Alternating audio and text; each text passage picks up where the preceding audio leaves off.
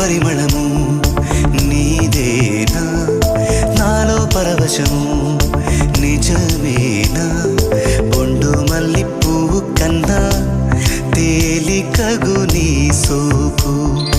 రెండు కళ్ళు మూసుకున్నా లాగు మరి నీ వైపు